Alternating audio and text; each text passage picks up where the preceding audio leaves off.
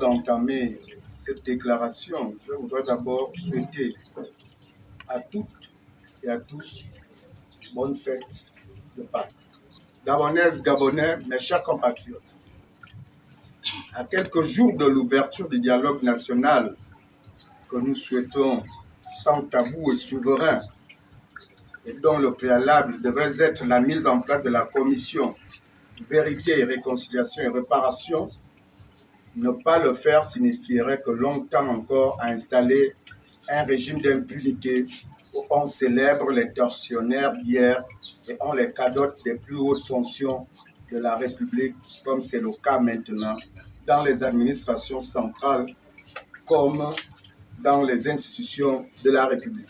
Bref, j'essuie seulement ma bouche.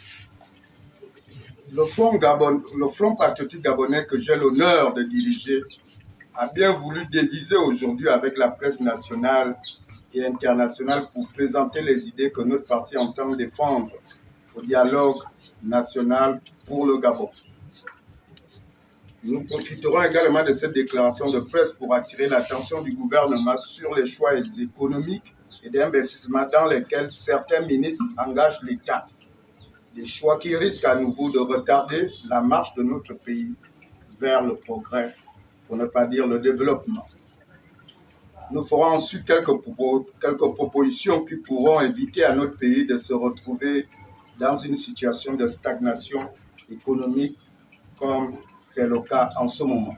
Mesdames et messieurs, les propositions du Front patriotique gabonais au dialogue national prochain sont issues d'une observation d'un certain nombre de faits que nous avons laissé faire dans notre pays, soit par manque de courage, soit par ignorance, par cupidité ou par manque d'attachement émotionnel pour notre pays.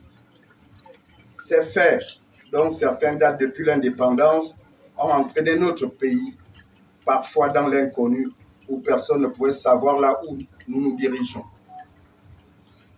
Mesdames et messieurs, nous sommes convaincus que l'adoption de nos propositions pourra conduire le Gabon dans les rails d'une véritable émergence. Chers compatriotes, notre intervention de ce jour nous donne également la possibilité de nous intéresser à l'action gouvernementale. À l'heure de la restauration de la transparence et de la responsabilité, il nous apparaît nécessaire d'exiger du gouvernement des explications sur l'hélicoptère qui aurait pris feu à Aboumou et les pannes survenues en plein vol sur un autre appareil. Donnez-nous les raisons, après expertise, interdiction de pêche sur certains espaces maritimes, occasionnant les saisies de masses de poissons sur les étals des marchés de Libreville. Il se murmure que les eaux au large de l'estuaire sont polluées. À quoi est due cette pollution et quel est le niveau d'alerte?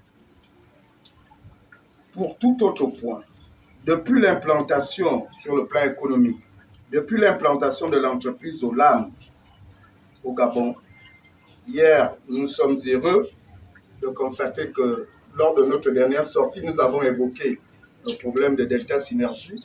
Nous sommes très heureux de savoir que l'audit a été déclenché sur la question de Delta Synergie et nous en remercions le CTRI et le président. Ce dernier a entériné le projet de décret portant création, organisation et fonctionnement du Haut Commissariat pour le pilotage du projet Belinga et activités connexes.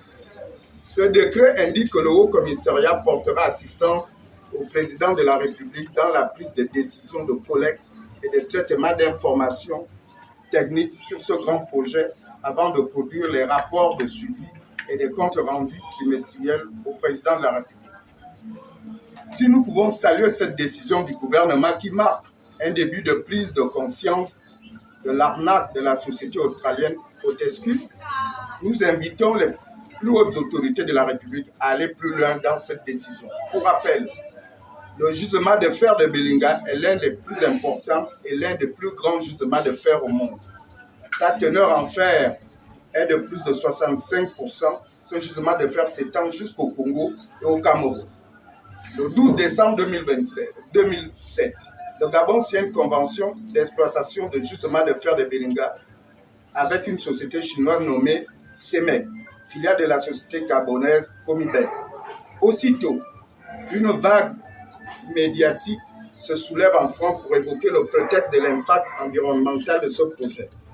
Une ONG gabonaise, Rainforest, qui s'opposait localement contre l'exploitation du minerai de fer de Belinga par les Chinois, serait même récompensée aux États-Unis pour son soi-disant combat pour la protection de l'environnement.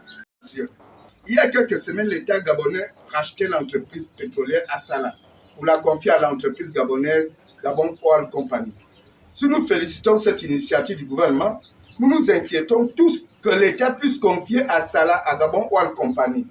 Parce que depuis la création de Gabon Oil Company, nous n'avons jamais été édifiés sur les missions de cette entreprise pétrolière nationale. À l'observation, Gabon Oil Company n'a été qu'une pompe à sous pour les différents directeurs généraux qui ont dirigé cette entreprise. Le gouvernement gabonais a indiqué qu'Assala produit 50 000 barils jour, soit un quart de la production journalière. N'y a-t-il pas de risque de confier une telle entreprise qui était aux mains de privés étrangers à un directeur général, à une compagnie comme Gabon Oil Company? Monsieur le président de la transition, en 1999, lorsque l'ancien président nigérien Olusegun Obasanjo avait pris le pouvoir au Nigeria, il s'était lancé comme défi de créer une classe d'hommes d'affaires nigériens qui peuvent concurrencer avec les autres hommes d'affaires du monde. C'est depuis lors que les milliardaires tels que Aliko Dangote, PDG du groupe Dangote, ou Tony Elumelu, le patron du groupe UBA, se sont distingués dans le monde des affaires. Monsieur le Président, le temps n'est-il pas venu aussi chez nous pour créer une véritable classe d'hommes d'affaires au Gabon? Nous proposons sur le rachat du groupe Assala par l'État gabonais, c'est d'abord d'identifier les Gabonais. Nous proposons qu'il faut identifier les Gabonais qui ont une véritable connaissance du marché du pétrole au niveau mondial, puis séquencer les actions du groupe Assala et de les mettre aux mains d'une expertise pétrolière gabonaise qui peuvent devenir les propriétaires plus tard des actions d'Assala, car il est inconcevable que depuis 50 ans que nous exploitons le pétrole, aucun Gabonais n'est propriétaire d'une entreprise de pétrole. Les pétrolières étrangers au Gabon n'ont pas intérêt à laisser les Gabonais maîtriser tout le circuit pétrolier, c'est-à-dire de l'exploitation jusqu'à la livraison dans les marchés internationaux. Nous savons que si les Occidentaux se battent de plus en plus pour garder le monopole de l'exploitation abusive des ressources naturelles en Afrique, chers compatriotes, en 2010, le président dessus, Ali Bongo, avait pris le courage, avec les risques que cela comportait, de mettre fin à l'exploitation des grumes du Gabon. Quand quelqu'un a fait quelque chose de bien, il faut avoir le courage aussi de dire qu'il a eu le courage à cette période du Gabon pour permettre une première transformation locale du bois. Si depuis lors, nous avons réussi ce premier challenge, nous devons aller plus loin. Je rappelle que l'exploitation forestière dure depuis 200 ans au Gabon. Par le passé, il y avait quelques millionnaires gabonais qui étaient entrepreneurs dans le secteur. Aujourd'hui, alors que la demande a augmenté dans le marché international, les entrepreneurs gabonais dans le secteur ont tous disparu, dans le secteur bois, j'entends. Quand vous prenez une entreprise moyenne de bois, la valeur de toutes les machines qui concourent à la création d'une entreprise de bois ne dépasse pas 1 milliard de francs CFA. En 1990, le domaine qui a plus bénéficié de l'argent du contribuable gabonais, et pour quel résultat? Alors que les secteurs qui apportent la vie, comme l'agriculture, sont totalement abandonnés jusqu'à ce jour, même par l'actuelle présidence avec le CTM. Je ne vois pas un accent particulier mis sur la production agricole. Je voudrais également parler d'une situation qu'on observe aujourd'hui.